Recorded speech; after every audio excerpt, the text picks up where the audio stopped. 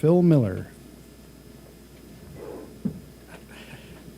Derek, the Twins have lost 18 consecutive postseason games. What makes you think this year is different?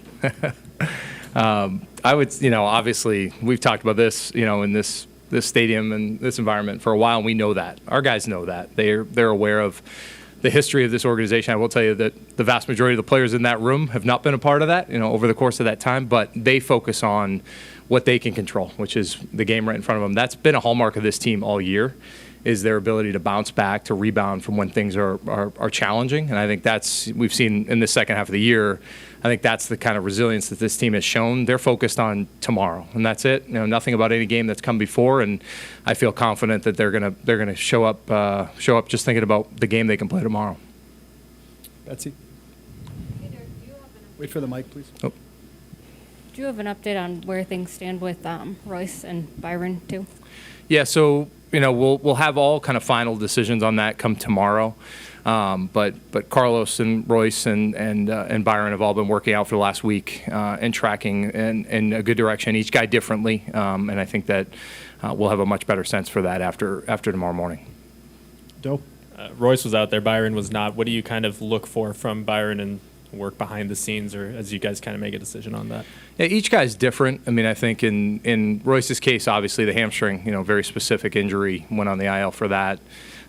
He's been tracking, running bases, making sure that he's hitting. He took BP today. You guys all saw that out there. So I think for him, it's just all about making sure that's in a good place. And in Carlos's case, obviously he dealt with the plantar issue.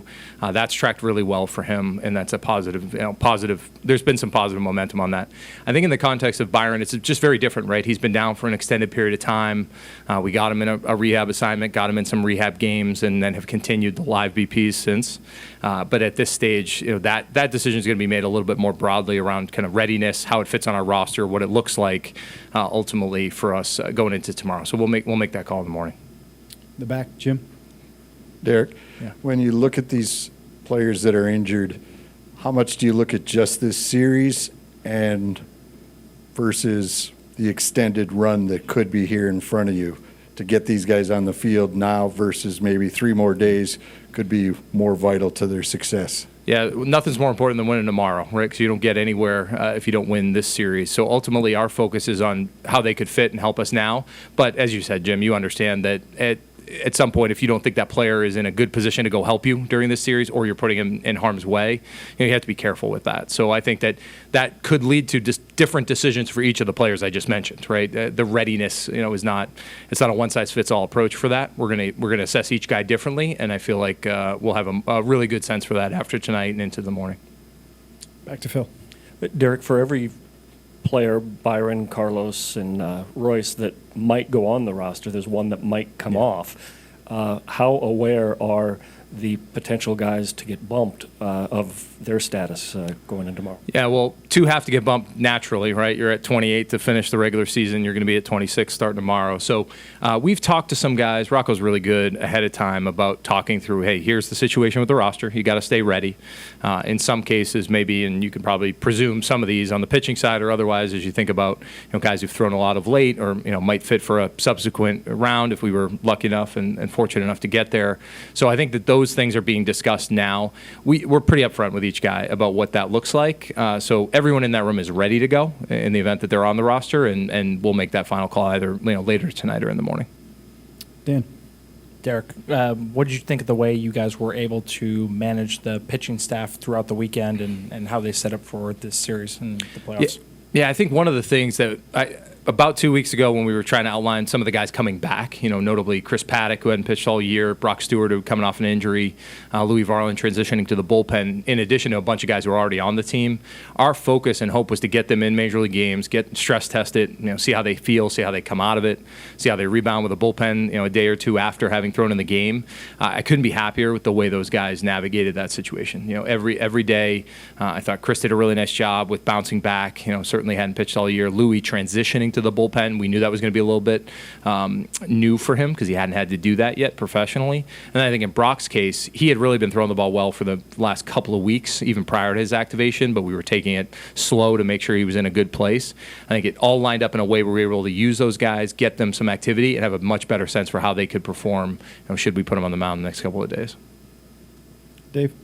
Derek, you traded a very good player for Pablo Lopez and then very quickly signed him to an extension. I guess, what were the, outstanding factors and why you see him as like a game one playoff series type starter?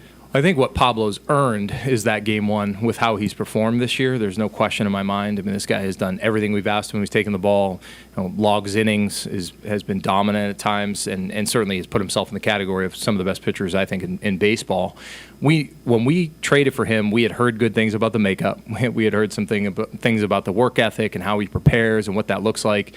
He's exceeded those expectations and then some, and I think that his preparation and his, just for those who've been around him, many of you have for most of the season, it's unique in the way he approaches this. He's ready for this game. He's ready for this nod. There'll be a lot of adrenaline running for him tomorrow, but really proud of what he's accomplished this year and ultimately what we'll have with him for a lot of years to come. Greg Strong, Canadian Press. What makes Kevin Gausman a tough out as far as your team in game one? Yeah, I mean, Kevin Gausman's he's pitched well for a few years now in a way that I remember going back to his amateur days, when he was a top of the draft pedigree type pitcher.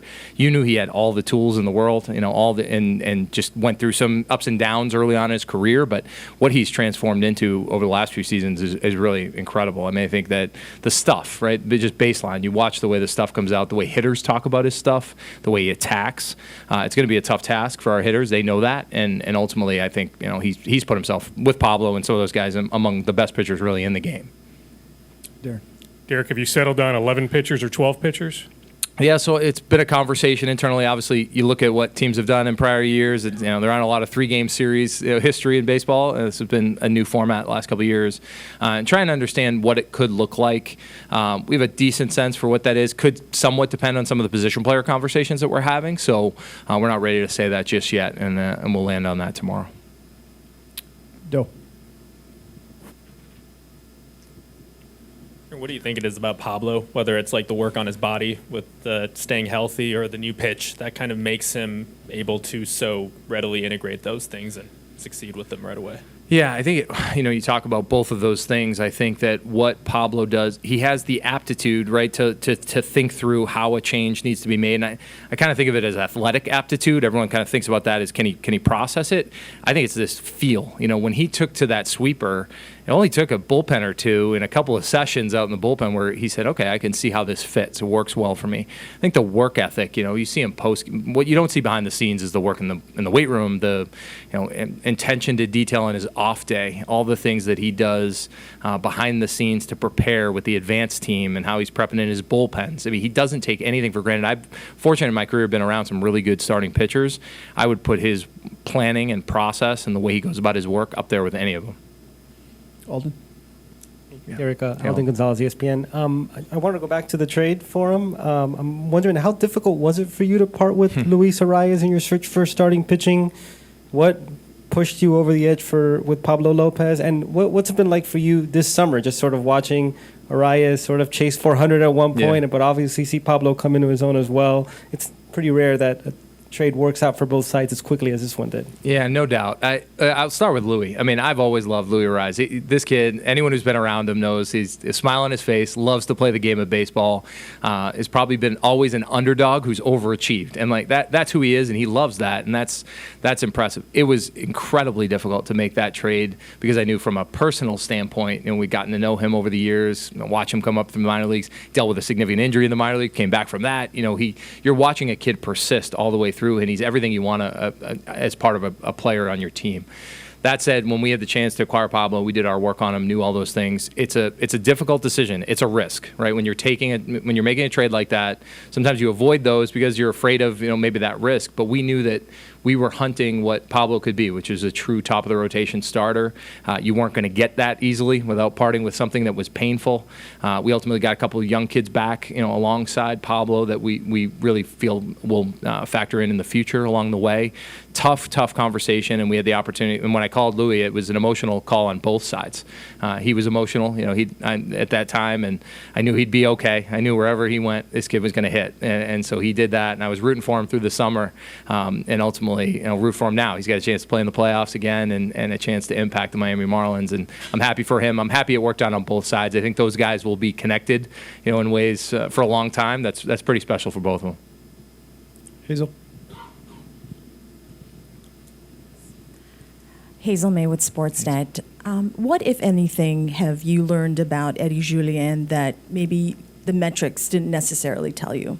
Yeah, Eddie's a great story, and I've got to tip our cap entirely to our scouting department. This is a kid who was not as on the radar in the draft year, right? He fell a little bit further in the draft at Auburn. He was a kid, obviously, coming from Canada with a little bit less baseball experience, in the early days for him. But when he got to Auburn, he hit. He always hit. And I think the thing that really stands out for me about Eddie over the last couple of years was we knew the offensive profile was going to be there. This guy, he takes pitches. He knows the strike zone exceptionally well. He's got power. He hits, in big spots, he finds a knack for getting the barrel of the ball.